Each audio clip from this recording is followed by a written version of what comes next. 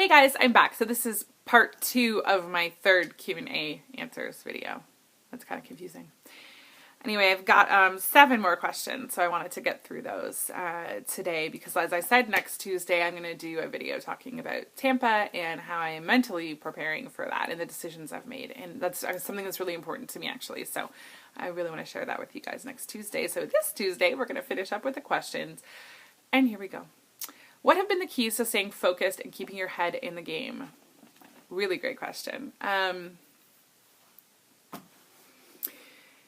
One of the things that's key is having success. And I know that's going to sound kind of weird, but I really feel like you have to have success to keep that success going. And for me, that meant being as strict as possible at the beginning of this journey so that I lost as much weight as I could, as fast as I could. And I know that that's not what everyone wants to do, and maybe that's not the healthiest thing to do, but because I had 250 plus pounds to lose, I felt like it was important to me to get as far into that as I could before I started having setbacks. And so that early success really did help keep me in the game. The second one is probably the support that I've gotten, the support yes, of my husband, my family, my friends, but the support of this community. It sounds weird, but I do feel accountable. I feel a responsibility to not fail, to not fall off the wagon, because I don't want to disappoint people. And then combined with that, the people in the community that I've made such great relationships who are always there to be cheerleaders and to lift me up when I'm down, and that has been the most beautiful part of this journey for me, and that has really been a key to really keeping focused. And anytime that I have, lost focus or been down, I come onto YouTube and I talk about it, and the support that I get is amazing, and that has been key really to staying the course and being successful, I think. So I think those are kind of the 2 biggest ones that I would say. When you get off course, what tools do you use to get back on track? For me, it is basically pretty much the things that I just talked about. So the first one being I get back to basics. I know some people don't like that term, but back to basics as far as eating goes. Sometimes it means I'll do 3 days of liquid. Some days it means I'll just go back to protein shakes and my favorite, dense plain protein. So things like chicken and eggs and dairy and that sort of thing. And I'll stick to that and I won't have anything else. That helps to I just cleanse me in a way. I don't think it's even physically, but just mentally cleanse me and get my mind off those foods that I am craving. And then mentally speaking, again, it's going back to the community and saying, hey guys, you know what, this is what's happening. I'm having issues. Talking to other people that I know have been through it, talking to my good friends in the community. Those things really help me just refocus and get back to what I'm trying to do, where I'm trying to go, what I'm trying to get to. What coping mechanisms do you use when you don't see the results you want? I'm going to kind of sound like a broken record, but that's pretty much what I do.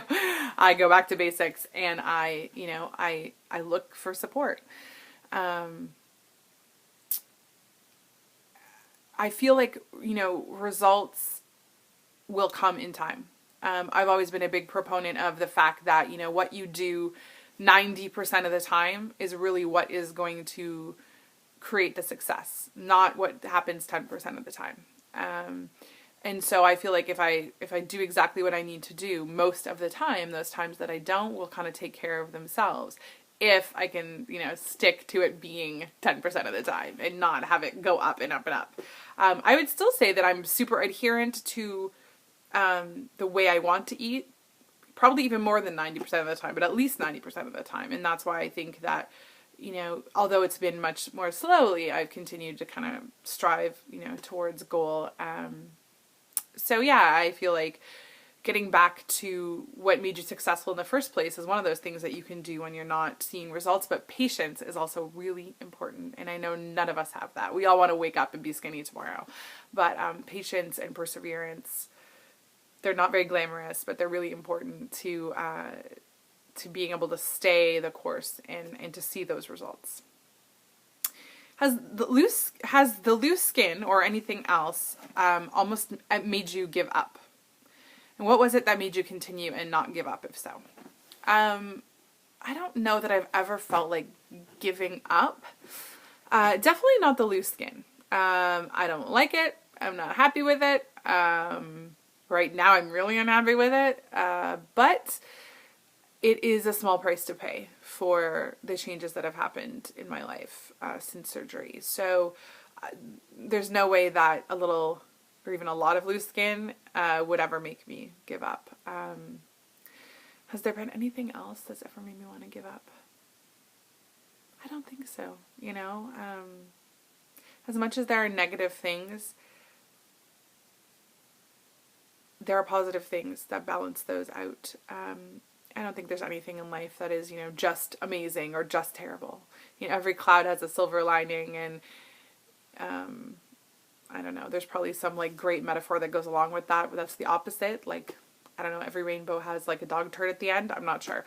But I do believe there's always that yin and yang, you know, there's never anything that's just good or just bad. And so for me, I just sort of feel like, you know, I have to take those bad things or those negative things with the good things and remember where that balance is. And that for me, the good is outweighing the bad.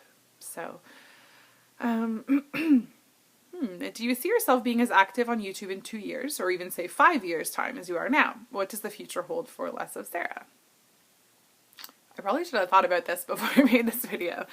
Do I see myself being as active on YouTube in 2 years? I don't know. I would like to say yes. I would like to say, you know, I'd like to keep making at least one video a week. I think a lot of it has to do with the community. You know, if you guys want me to keep making videos, then I will probably keep making videos. If I have nothing interesting to say, then I probably won't. So yeah, I would like to keep making videos. And I hope that I'll still be active on YouTube in 2 years. Will it be like multiple videos a week? I don't know. But I really do hope to remain part of the community for sure. If in 5 years time, maybe? I don't know. I mean, I guess, again, it has a lot to do with whether I feel like I have things to share that are valuable in the community and whether people still want to see me. I mean, I don't know. But I would like to think that I wouldn't just kind of leave YouTube and be like, forget it. You know, I would at least strive to make a video every month or every once in a while. But right now, yeah, I'm focused on remaining active in the community and hopefully moving forward as well. What does the future hold for me? Wow. If I could answer that question, I'd probably feel a lot better about myself right now. I don't really know. You know, I've been through a lot of upheaval and changes in my life, and I'm questioning, you know, my work and what I want to do, my career. I definitely think, you know, in 5 years, I probably will still have my invitation business, but I think my business will have changed a lot. I'd like to probably transition that into something that's more part-time and, you know, either have a career in a slightly different field.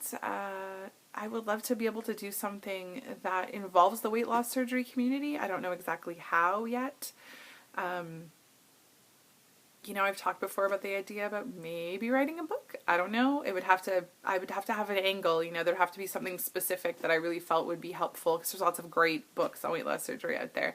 I think it would have less to do, to be honest, with weight loss surgery itself and more to do just with changing your life, which sounds a bit hippy-dippy, but I like speaking, so, you know, there's the possibility of maybe speaking. But again, that's something that's not really a career. I don't think there's anyone who makes money speaking about weight loss surgery or changes. So, you know, I don't know. I want to do something that keeps me in the weight loss surgery community, that is helpful to other people. I just don't know what that is, but I do hope that that's part of my overall kind of plan in the next 5 years or so. My ultimate plan is to be able to retire to someplace warm and sunny. So we'll see how that happens. I'm only 36, so it'll be a while away. Last question. If you could describe your journey with one word, what would it be?